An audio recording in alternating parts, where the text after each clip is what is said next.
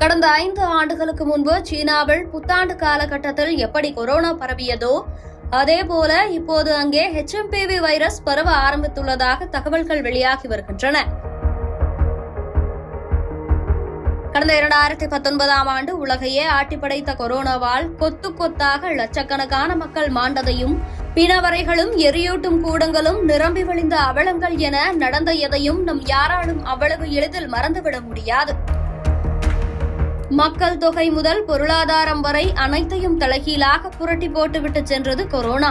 எனதான் corona virus வீரியம் குறைந்துவிட்டது என்றாலும் இன்னும் சில நாடுகளில் உருமாறிய கொரோனா வைரஸ்கள் தாக்கத்தை ஏற்படுத்துவதாக அவ்வப்போது செய்திகள் வெளியாகி வருவதை நாம் கேட்க நேர்கிறது.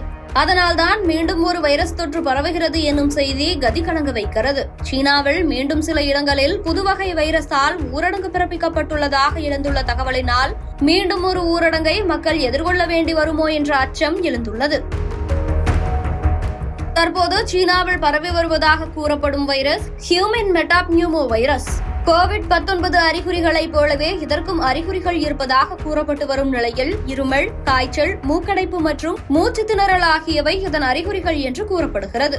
இந்த வைரஸ் பாதித்த நோயாளிகள் மருத்துவமனைகளில் குவிந்திருக்கின்றனர் என்று இது தொடர்பான வீடியோக்கள் மற்றும் புகைப்படங்கள் சமூக ஊடகங்களில் வைரலாகி வருகின்றன. இந்நிலையில் HMPV வைரஸ் தொற்று குறித்து இந்தியர்கள் அச்சப்பட தேவையில்லை என இந்திய பொது சுகாதார இயக்குநரகம் தெரிவித்துள்ளது.